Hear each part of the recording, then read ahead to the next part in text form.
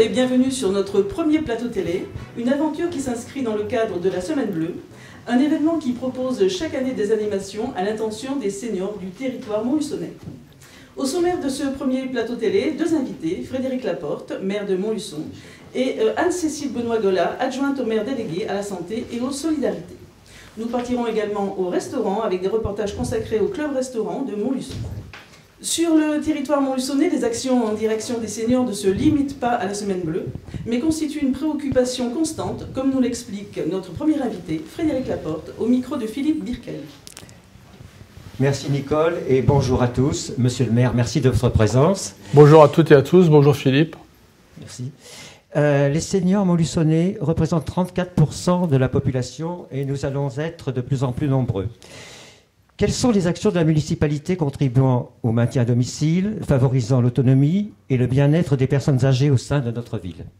C'est vrai que c'est une préoccupation de notre équipe municipale. Donc il y a différentes activités qui sont proposées. En premier lieu, quand on parle du maintien à domicile, et c'est vrai que c'est une chose extrêmement importante, on fait de la livraison de repas pour les personnes qui peuvent très peu sortir de chez elles.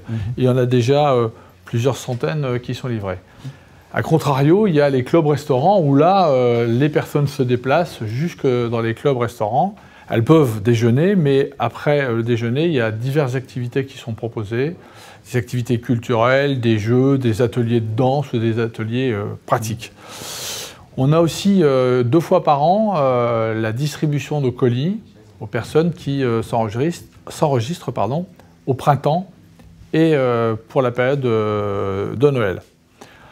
Une action extrêmement importante, notamment pour les personnes qui n'ont pas de véhicule ou qui souhaitent ne pas l'utiliser pour les petites courses, c'est une carte de bus à tarif préférentiel sur les réseaux de bus Maëlys. Alors évidemment, comme je le précise souvent, le bus il a la particularité ou le défaut de ne pas s'arrêter devant le domicile, mais dans certains cas, notamment pour les communes un petit peu extérieures à Montluçon, il y a ce qu'on appelle le TAD, le transport à domicile, qui permet vraiment de venir chercher la personne devant chez elle, et on veut une réservation 2 heures à l'avance, donc c'est un délai extrêmement court. Et puis il y a un certain nombre de projets ponctuels tout au long de l'année qui peuvent varier d'ailleurs selon les années, de sophrologie, sur la dénutrition, sur du théâtre, des ateliers vidéo, enfin c'est très divers et varié. Bien, je vous remercie. Et pouvez-vous nous dire s'il y a des actions culturelles plus précises et ponctuelles dans votre ville? Vous en êtes aujourd'hui un exemple type, puisque dans le cadre de la Semaine Bleue, vous avez cet atelier vidéo. Il y a aussi beaucoup d'actions sur le numérique, j'ai oublié de le préciser tout à l'heure.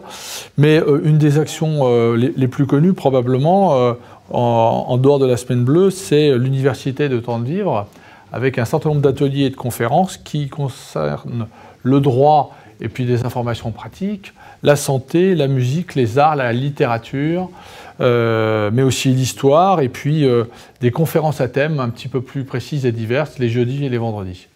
Et puis enfin, je parlerai d'un moment plus festif, même s'il y a une partie de danse, qui est le repas du Nouvel An, ou début janvier, où là, il y a quelques centaines de personnes d'un certain âge ou d'une grande expérience qui se retrouvent à Athanor autour d'un repas et d'un après-midi dansant.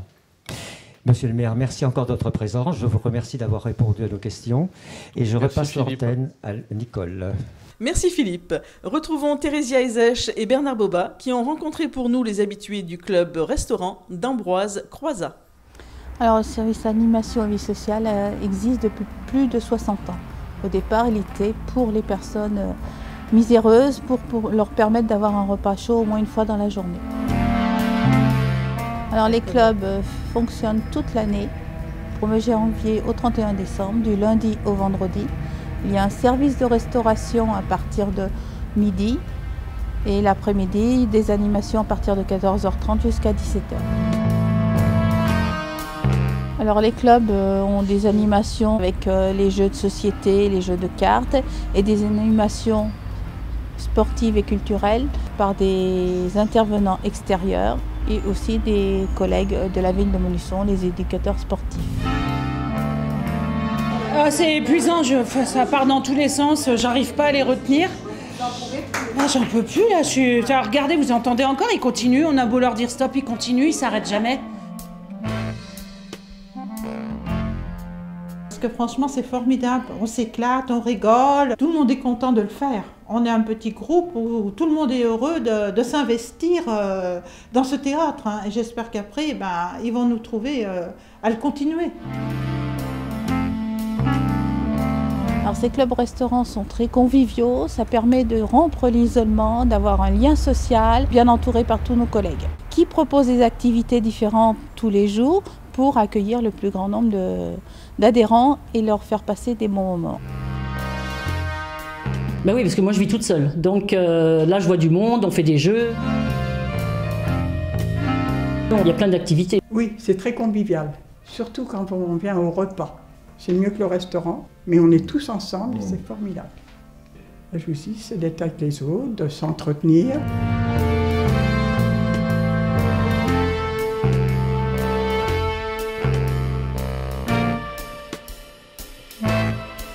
Ça fait du bien au cerveau et puis au corps. Ici, ils sont vraiment gentils et ça fait une belle équipe, hein. Les conditions, c'est une adhésion à l'année de 30 € qui leur permet d'aller dans les deux clubs, de participer à toutes les activités qui sont proposées, aussi bien culturelles que physiques. Et le revenu est demandé uniquement pour la prise des repas, parce que les repas sont facturés suivant les ressources des personnes. Ah mais le thème, on n'en sait rien en fait. Non. Tout ce qu'on sait, c'est qu'on veut parler des belles choses vécues. C'est le titre, on a le titre, c'est déjà un début. Hein. Et on crée tout ensemble. Oh, on va monter sur scène, hein.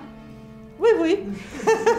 Ça va être notre première. Eh bien, dès qu'on pourra, on vous annoncera la date du spectacle, le lieu du spectacle, mais pas le contenu. Venez nombreux, on vous attend.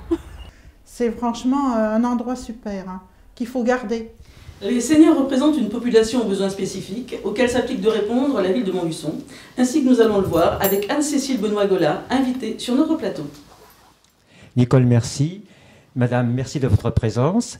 Vous êtes adjointe au maire délégué à la santé et aux solidarités. Quelles sont les priorités en direction des personnes âgées que vous souhaiteriez défendre tout au long de votre mandat ? En termes de santé, sur le lien social, etc. Merci, bonjour à toutes et à tous. Alors juste une petite précision, je suis adjointe auprès de Monsieur le maire, donc Frédéric Laporte, à la santé, solidarité, personnes âgées. Le sujet, j'allais dire, qui est primordial et qui nous intéresse. Je crois que ce pourquoi on s'attache avec le service vie sociale et autonomie, c'est surtout de rompre l'isolement et de conserver du lien social entre les individus. Et ça, c'est vraiment quelque chose de capital, j'allais dire, d'un premier lien, d'un premier fil d'Ariane qui nous guide et qui nous guide dans tous les projets, hein, tout au long de l'année. Et puis, je crois aussi quelque chose auquel on est très attentif et où on essaie de travailler autour des projets pour ça, que les anciens, que nos anciens, eh bien, nous apprennent et continuent à nous apprendre.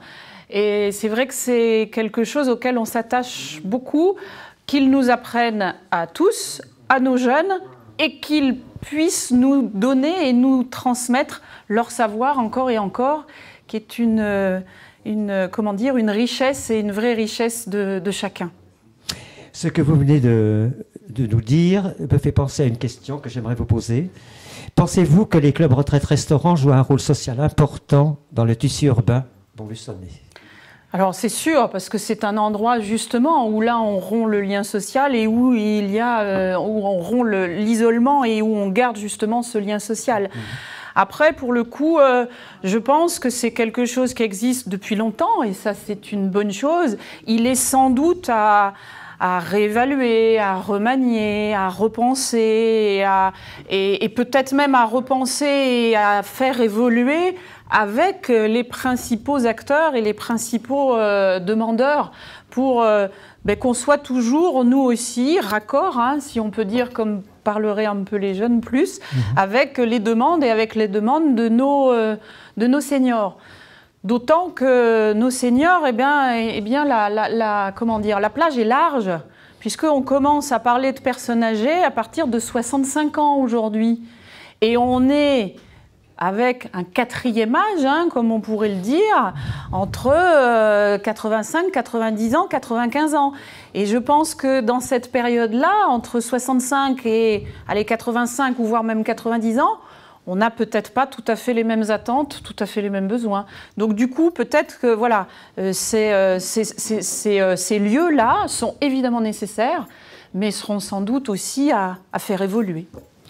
Eh bien, je crois que vous nous avez donné quelques pistes sur vos projets. Je vous remercie et je repasse l'antenne à Nicole pour la suite du programme. Nous nous rendons maintenant au Club Restaurant Jules Ferry, un reportage signé Thérésia Ezech et Bernard Boba. Alors, je m'appelle Béatrice, je travaille au Club Jules Ferry. Action! Oui, je viens tous les après-midi pour jouer aux cartes, à belote, au domino.